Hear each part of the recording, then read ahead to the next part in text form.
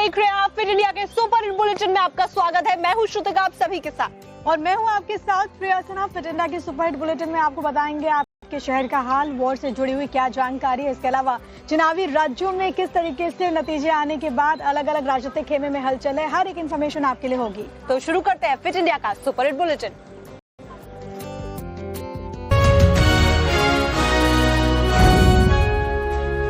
बंगाल में प्रचंड जीत के बाद प्रधानमंत्री नरेंद्र मोदी हेडक्वार्टर्स पहुंचे भारतीय जनता पार्टी के और वहां पर कार्यकर्ताओं को संबोधित किया। इस दौरान प्रधानमंत्री नरेंद्र मोदी ने कहा कि गंगोत्री से लेकर गंगा सागर तक कमल ही कमल खिला है। साथ ही साथ उन्होंने कहा कि अब श्यामा प्रसाद मुखर्जी की आत्मा को शांति मिली। आपको दिखाते रिपोर्ट।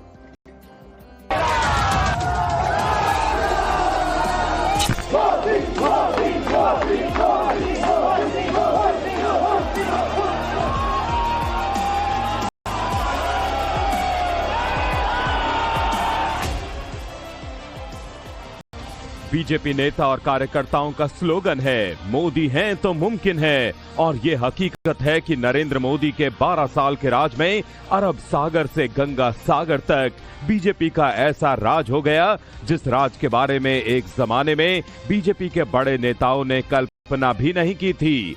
लेकिन नरेंद्र मोदी और अमित शाह की जोड़ी ने इतिहास रच दिया है।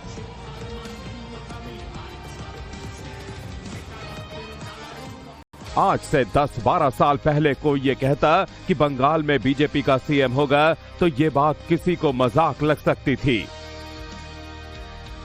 लेकिन जो सपना बीजेपी दशकों से देखती आ रही है, आज उस सपने को पीएम मोदी ने पूरा कर दिया है।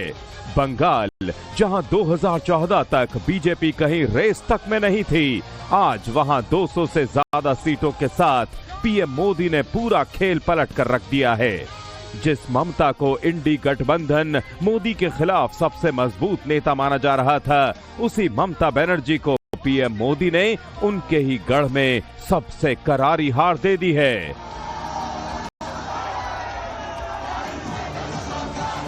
पीएम मोदी ने बंगाल में ममता बनर्जी की भय की राजनीति का शटर डाउन कर दिया है।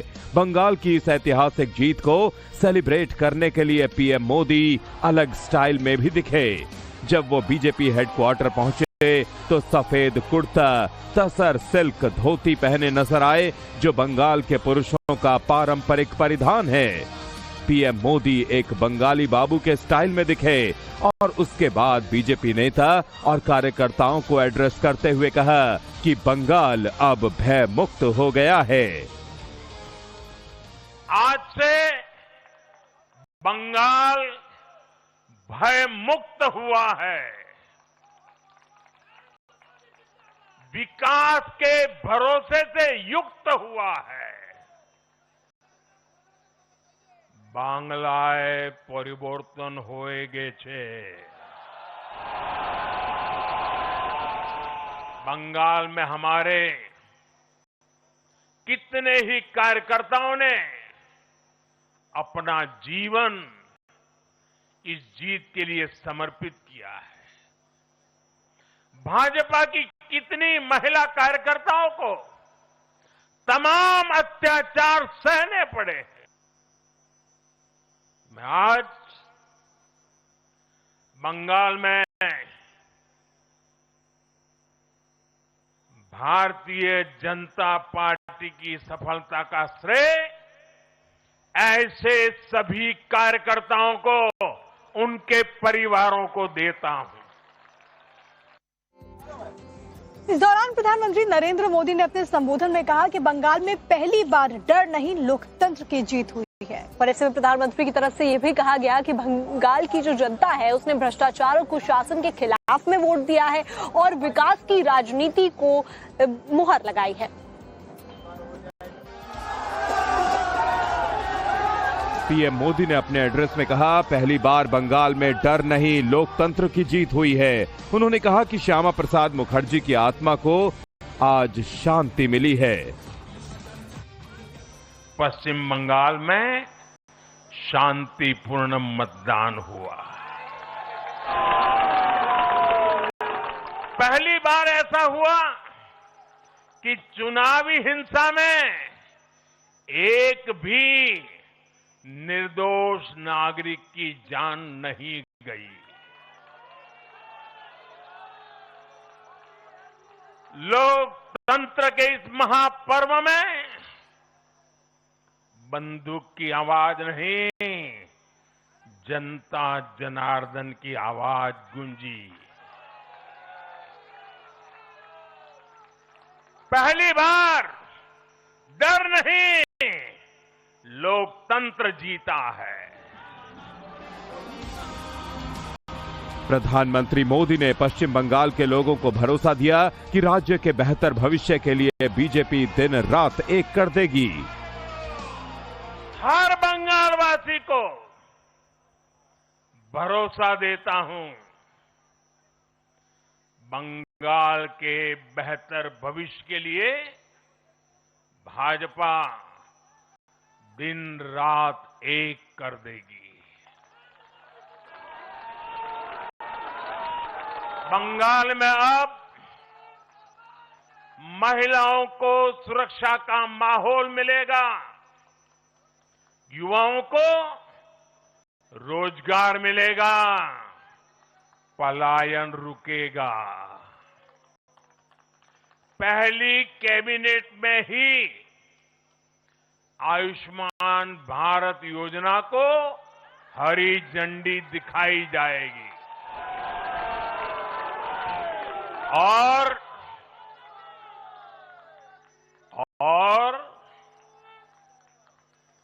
घुसपैठियों के खिलाफ भी सख्त से सख्त कार्रवाई होगी।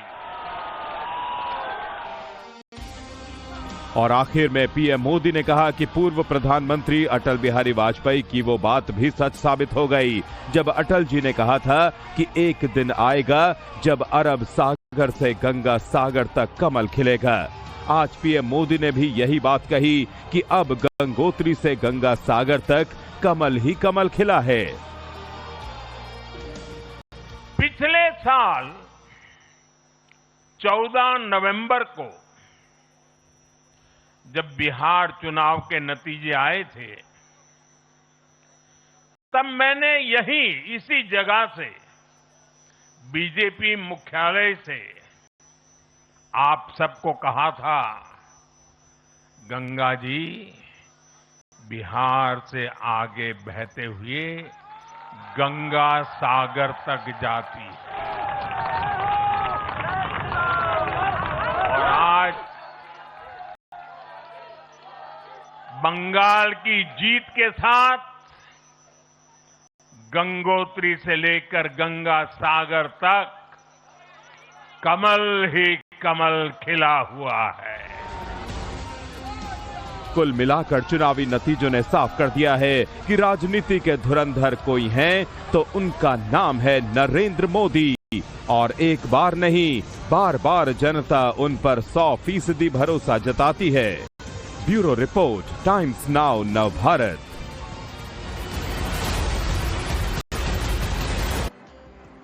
तो बंगाल में भारतीय जनता पार्टी ने तो परचम लहराया ही, लेकिन सबसे बड़ा सियासी उलटफेर अगर कहीं हुआ है तो वो है भवानीपुर।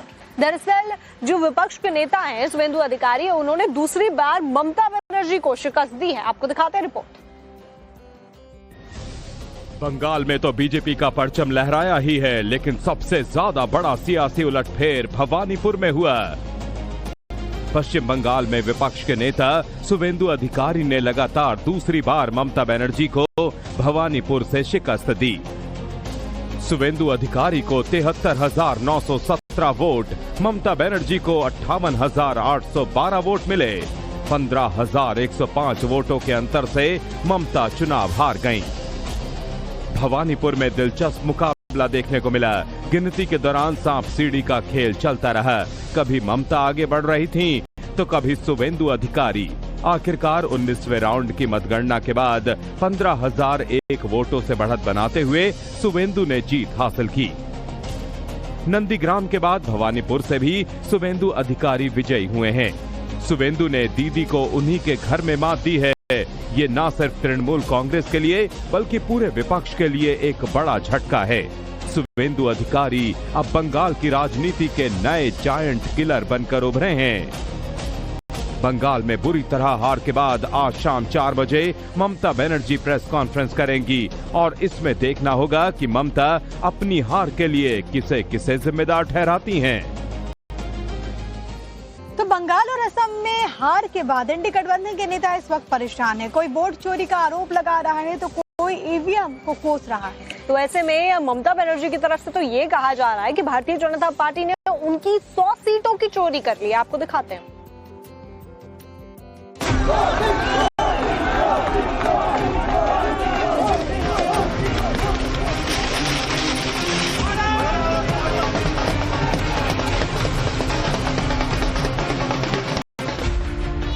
गंगोत्री से गंगा सागर तक कमल ही कमल खिला है। बीजेपी का विजय पताका लहरा रहा है।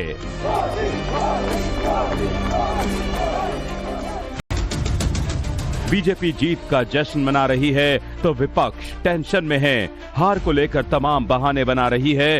वोट चोरी और ईवीएम का राग अलाप रही है। बंगाल में ममता बनर्जी सिर्फ हारी नहीं है बल्कि बुरी तरह हारी हैं, क्योंकि ममता बनर्जी तो सीटों की डबल सेंचुरी लगाने का दावा कर रही थीं, लेकिन रुझानों में डबल सेंचुरी बीजेपी ने लगा दी है। इसी सबसे बौखलाई ममता बनर्जी बीजेपी को दानव पार्टी कह रही हैं। ममता बनर्जी आरोप लगा रही हैं कि बीजेपी ने 100 से ज्यादा सीटें लूट ली।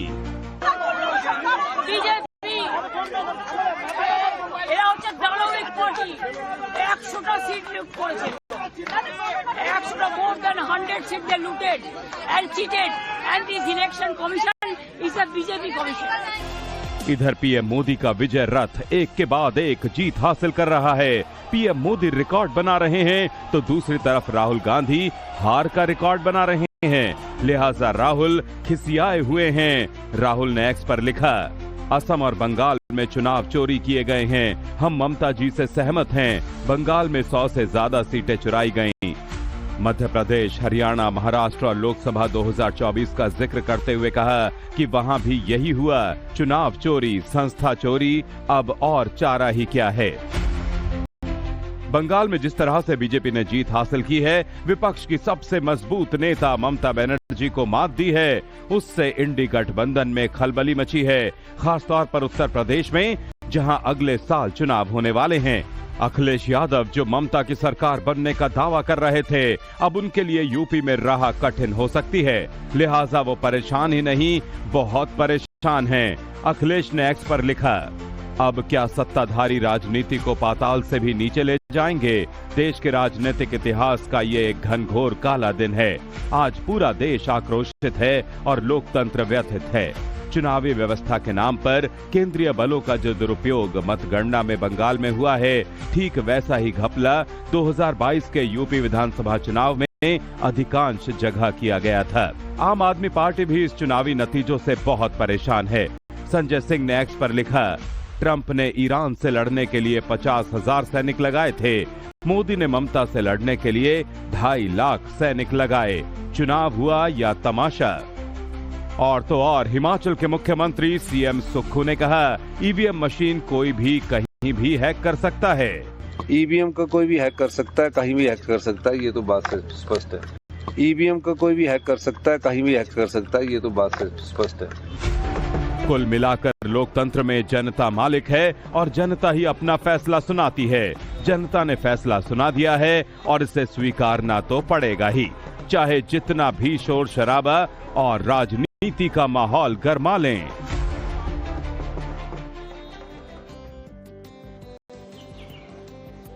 बंगाल विजय के साथ प्रधानमंत्री नरेंद्र मोदी ने उत्तर प्रदेश में 2027 के लिए अब पूरा एजेंडा और टाइट फाइट सेट कर ली है। प्रधानमंत्री ने ऐसा क्यों कहा कि 2027 में समाजवादी पार्टी को महिलाएं ही मात देंगी? आप देखिए रिपोर्ट।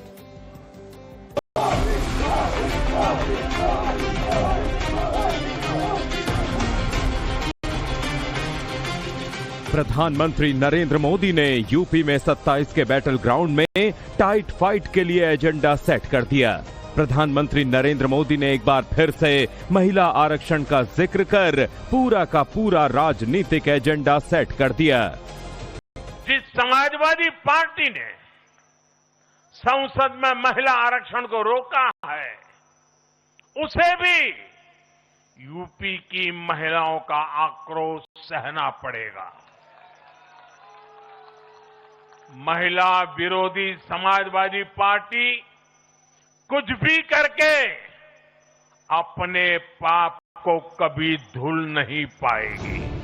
पश्चिम बंगाल के नतीजों ने अखिलेश यादव की टेंशन बढ़ा दी है। लगातार 2 बार लखनऊ की कुर्सी पाने की कसक लिए दिल्ली तो चले गए, लेकिन मन में फिर से 27 में सत्ताधीश बनने का सपना पाले बैठे हैं। अखिलेश ने एक्स पर लिखा, अब क्या सत्ताधारी राजनीति को पाताल से भी नीचे ले जाएंगे। देश के राजनीतिक इतिहास का ये एक घनघोर काला दिन है। आज पूरा देश आक्रोशित है और लोकतंत्र व्यथित है। चुनावी व्यवस्था के नाम पर केंद्रीय बलों का जो दुरुपयोग मतगणना में बंगाल में हुआ है, ठीक वैसा ही घपला 2022 के यूपी विधानसभा चुनाव में अधिकांश जगह किया गया था। यूपी में ओबीसी आबादी करीब 40 से 50% के आसपास है। इस बड़े वर्ग के भीतर कई छोटी छोटी जातियां भी हैं, जिनकी हिस्सेदारी भले ही 1 से 3% के बीच हो, लेकिन कई सीटों पर इनका प्रभाव जीत हार का अंतर तय करता है। ऐसे में समाजवादी पार्टी की कोशिश है कि सामाजिक प्रतिनिधित्व के जरिए राजनीतिक संतुलन साधा जाए और पीडीए को सिर्फ नारा नहीं बल्कि मजबूत चुनावी गारंटी बनाई जाए। लेकिन बीजेपी का आरोप है कि अखिलेश इन जातियों को सिर्फ बैसाखी के तौर पर इस्तेमाल करने की कोशिश में है। अखिलेश नई रणनीति पर काम कर रहे हैं। जानकारों का दावा है कि अखिलेश की नजर ब्राह्मण वोटों पर भी है। उधर ओबीसी की छोटी छोटी जातियों को तो साधने की कोशिश कर ही रहे हैं, इधर सवर्णों में भी कुछ हिस्सेदारी लेने की उम्मीद किए बैठे हैं। अब इसमें अखिलेश को क्या हासिल होगा, ये तो 2027 के चुनाव नतीजों में ही पता चलेगा। और चलिए बात कर लेते हैं पश्चिम बंगाल के दंगल में योगी ने जो हुंकार भरी उसकी, क्योंकि उत्तर प्रदेश के मुख्यमंत्री योगी आदित्यनाथ ने पश्चिम बंगाल में कुल 23 जनसभाएं की और इन जनसभाओं में जिन सीटों को साधा किया उनमें से 18 पर भारतीय जनता पार्टी ने कमल खिलाया। और ऐसे में बंगाल में योगी फैक्टर का जादू चलता हुआ नजर आया है। एक एक हिंदू वोट भारतीय जनता पार्टी की झोली में आकर गिरा है। मगर कैसे, आपको दिखाते हैं इस रिपोर्ट में।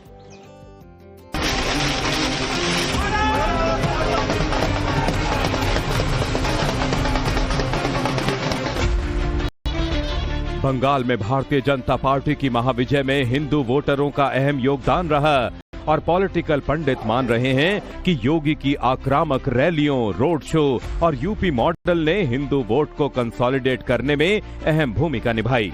योगी आदित्यनाथ ने पश्चिम बंगाल में चुनाव प्रचार के दौरान करीब 23 जनसभाएं और रैलियां की। इनमें से करीब 18 सीटें बीजेपी के खाते में गई हैं। योगी ने बंगाल की धरती से नारा दिया था, बंगाल की धरती को हमें काबा की धरती नहीं बनने देना है। बंगाल की धरती तो काली की धरती रहेगी, मां काली की धरती, मां दुर्गा की धरती रहेगी, वंदे मातरम की धरती रहेगी और हर हर महादेव का गूंज इस धरा से लगातार चलना चाहिए। सीएम योगी ने टीएमसी के मां, माटी और मानुष के नारे पर भी पलटवार किया था। ये टीएमसी नारा तो देती है मां, माटी और मानुष का, लेकिन आचरण देखो, मां आज बंगाल में रो रही है। माटी घुसपैठियों के कब्जे में जा रही है,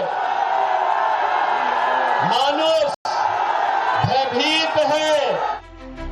सीएम योगी ने बंगाल के चुनावी रण में ममता सरकार की जबरदस्त घेराबंदी की थी। यूसीसी, घुसपैठ और डेमोग्राफी के साथ ही राम मंदिर को लेकर ममता बनर्जी पर डायरेक्ट अटैक किया था।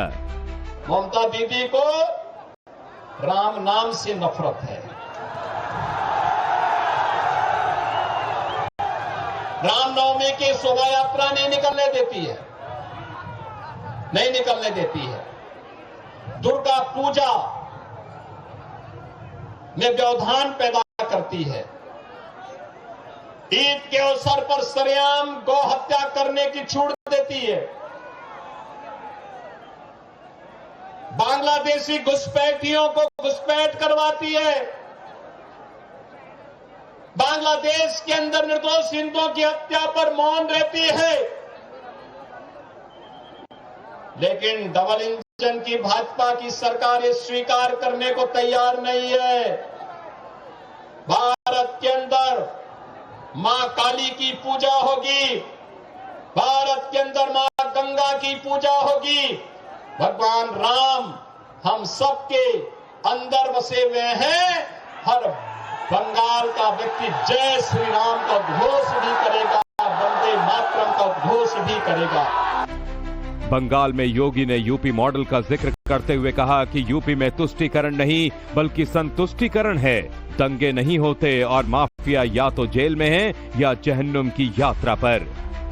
ऐसे आज बंगाल में चल रहा है जो अराजकता है, जो गुंडागिर्दी है, यही गुंडागिर्दी, इसी प्रकार की अराजकता, इसी प्रकार की अव्यवस्था आज से 8 वर्ष 9 वर्ष पहले उत्तर प्रदेश में भी थी।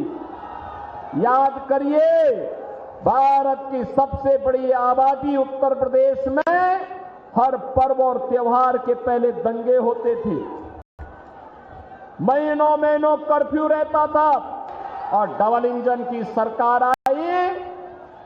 उत्तर प्रदेश में तुष्टीकरण नहीं बल्कि संतुष्टीकरण है। बंगाल में प्रचार के दौरान सीएम योगी के चुनावी नारे खूब वायरल हुए थे। यूपी की तरह माफिया को जहन्नुम भेजने का वादा करने वाले सीएम योगी के बुलडोजर की खूब चर्चा हुई थी। पूरे चुनाव में सीएम योगी ममता बनर्जी सरकार पर हमलावर दिखे। उन्होंने ममता बनर्जी सरकार पर भ्रष्टाचार, अराजकता और माफिया राज का आरोप लगाया।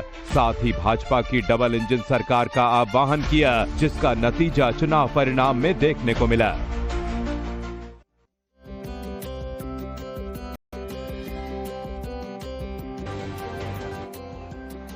चलिए बात कर लेते हैं असम की, जहां पर एक बार फिर से हिमंता बिस्वा शर्मा का जादू चला है। यहां पर एनडीए ने इस बार हैट्रिक विद सेंचुरी लगाई है और ऐसे में हिमंता बिस्वा शर्मा ने इसका श्रेय दिया है डबल इंजन की विकास की रफ्तार को। लेकिन पवन खेड़ा को लेकर उनकी तरफ से क्या कुछ कहा गया है, आपको दिखाते हैं इस रिपोर्ट में।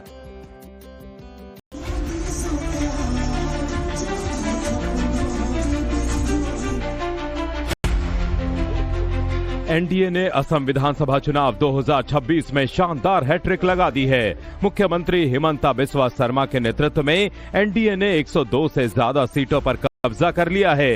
ये न सिर्फ तीसरी बार सत्ता बल्कि असम की जनता का विकास, शांति और अस्मिता पर भरोसा है। चुनाव के दौरान असम में बयानबाजी का दौर जारी रहा। इस पर नतीजों के बाद हिमंता ने पलटवार किया है।